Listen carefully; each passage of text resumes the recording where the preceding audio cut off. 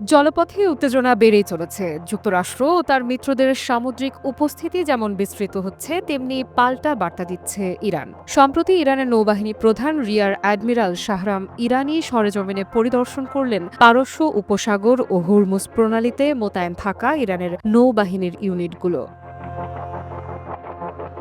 এই সফরের মূল উদ্দেশ্য ছিল জলপথে নিরাপত্তা পরিস্থিতি মূল্যায়ন করা, আর সেই মূল্যায়নের পরেই রিয়ার অ্যাডমিরাল শাহরাম ইরানি ঘোষণা দেন এই অঞ্চলে পূর্ণ নিরাপত্তা প্রতিষ্ঠিত হয়েছে, বিশেষ করে উত্তর ভারত মহাসাগরে, যেখানে আমাদের সহযোদ্ধাদের উপস্থিতি নিশ্চিত করছে সুরক্ষা ও স্থিতিশীলতা। তিনি জানান, আমরা আজ মাঠ পর্যায়ে আমাদের নৌবাহিনীর প্রস্তুতি মূল্যায়ন করেছি।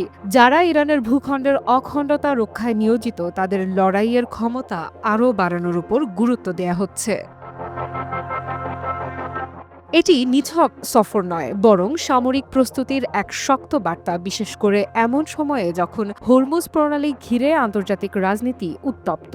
এই প্রণালী দিয়েই বিশ্বব্যাপী রপ্তানি হওয়া তেলের 20%-এরও বেশি পরিবাহিত হয়। আর এখানে ইরানের সক্রিয়তা, সামরিক উপস্থিতি বিশ্ব শক্তিগুলোর জন্য কৌশলগতভাবে অস্বস্তির কারণ। নৌবাহিনীর প্রধান তার বক্তব্যে আরও বলেন যে প্রতিরোধের পথ আমাদের শহীদেরা রচনা করেছেন, বিশ্ব শোষণবাদের বিরুদ্ধে সাহসিকতার সঙ্গে দাঁড়িয়ে যারা প্রাণ দিয়েছেন, আমরা সেই পথে চলব পূর্ণ সংকল্প নিয়ে।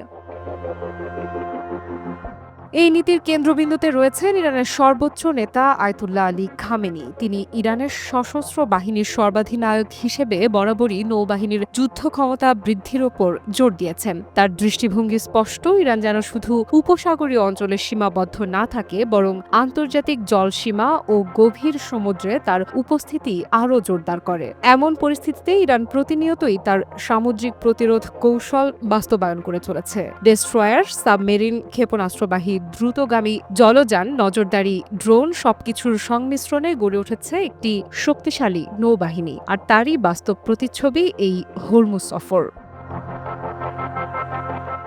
বসুন্ধরা টিস্যু, অশুদ্ধতার বিরুদ্ধে এক বিন্দুও ছাড় নয়।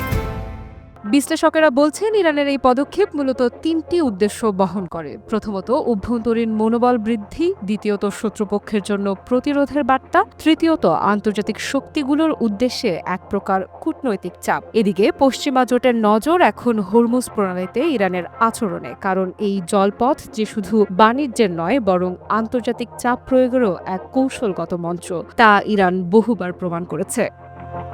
আফরিদা ইফরাত, নিউজ 24।